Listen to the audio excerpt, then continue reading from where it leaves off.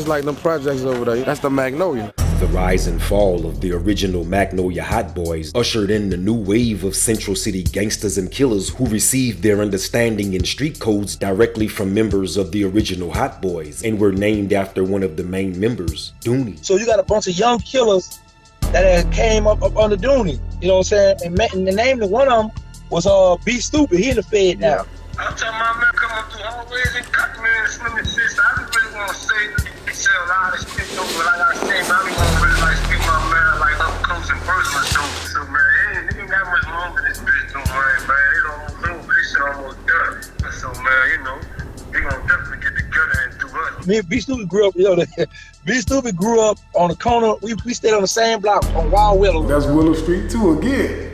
Like every name that you done dropped, it's been Willow Street. Let's take them back to 94 when they was snorting powder bags. Baby showed them how to swag, taught these niggas how to brag. Frank Mignard was the coroner picking up body bags. Coke was galore, Colombians came with a lot of yak. After gangsters' incarceration, Hot Boy member OG Dooney was having issues with holding court as the only big timer in the Magnolia, so his plans for total dominance centered around the area's most dangerous youngins. The OG Dooney, one of the original Hot Boys, he had formed his own clique, you feel me? And that just was like the youngsters out the Magnolia. A new form of hustler. When Giggity got popped, basically Dooney just took over. It just was young gangsters from the neighborhood. No other choice but to be in what they was in from young. Pushed off the edge and shit, you know what I'm saying? They was brought up in that environment, watching them older niggas hustle. You know what I'm saying? Watching them older niggas slang on and do all that shit. Like, they had no other choice but to be in that shit. Dooney took all of the young boys who had that 13 on up. And helped them out. Them niggas was hustling, man. Them older niggas kept them straight.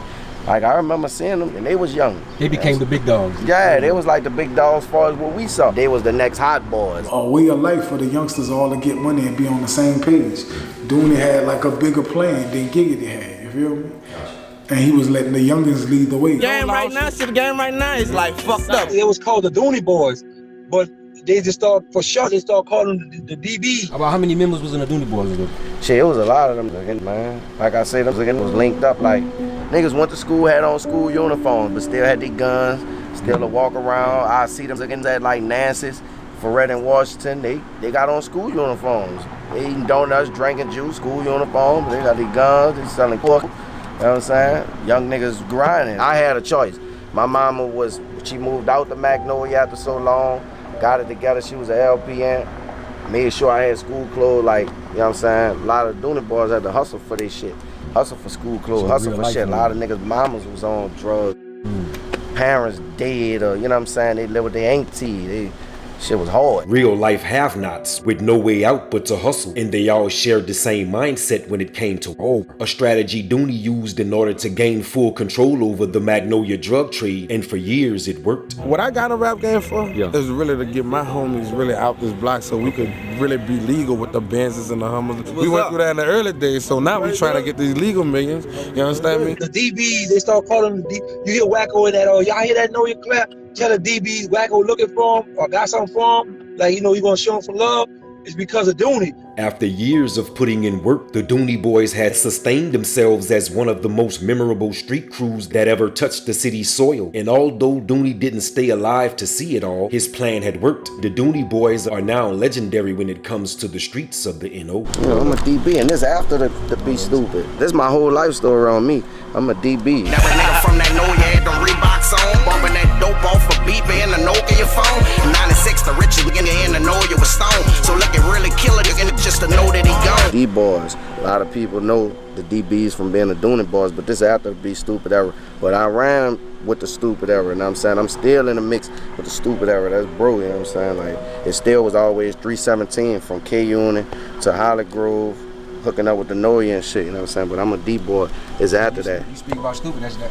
Yeah, that's bro. Like, he was the era before me, you know what I'm saying? Talk to him all the time. How you doing? Hey, he Gucci, you know what I'm saying? Man, bro ain't got too long. Be Stup'd always was a young, little wild something, so I wasn't shocked when I heard he was out there, you know. He come up under us. And we be riding on cutthroat, you know, cut those down to the bone. You can see how Stup'd was, the live why he is, you feel me? Hood raised Stup'd, and they got his ways from the driveways and the cold ways and shit. Seeing that era before him, how gangster they keeping in it. them same niggas that was older than him, like Gangsta Stone, them all of them took a liking to him. They fuck with him, so they coached him throughout his days of running. I used to let little wild youngster, my co-defendant Blabber, used to go to B Stup'd house and take the clip out the AK-47 or the SKS we have and give it to him and let him run around the house and play with it. That's how the Dooney Boys was kept intact and shit, because they had so much gain from the oldens against keeping them intact. All them little youngsters against hustling. Like, it was really about money, man. And looking was slinging iron when they had to. Stone and Soda Slim them area to sling iron if they got to. But then when it kind of get to be stupid, like, it just was like, it just wasn't taking that shit. Like, it don't matter. Like, the minute nigga get out of line. What happened to Dooney Boys? Everybody just sprayed it out after Katrina, you feel me? But a lot of them, you know, got killed and passed away and shit in jail. Like my cousin Johnny Boo just come home from doing like 9 years. He back out here trying to adapt to society. Yeah, he's doing it, boy. For entertainment purposes, it's easy to paint pictures in the minds of viewers that B Stup'd was a real street monster at one time. And although his past may reflect such realities, it's been 16 years since his incarceration, and he's now a grown man with a more mature way of thinking and speaking. His prior street life gave him a legendary status that makes his story very valuable, which seems to be where his focus is. Being a friend and protege to the legendary Soulja Slim, along with the dramatic storyline of his past, should easily give birth to a top-selling documentary, movie, or book. Free B Stup'd, you know what it's hitting for. Real nigga do real things. I took it from him, right? Oh yeah, he sharp. He, you know, this following the yellow brick road, you feel me? Him and Jizzle will be home soon. It's a Dooney Boy. And hopefully we get that New Orleans feel back when them two get home. Real Magnolia looking. You understand me? You gotta be real looking. Rest in peace to Slim. Rest in peace to D-Boy Stiggity looking. AKA Killer Stone. Tell them niggas who done stole our style and no need that back, Jack. You understand? They want that hot boy shit. Okay. Well, we gon' get it to them in the free beat Jizzle. I see you, Juvie. Real again.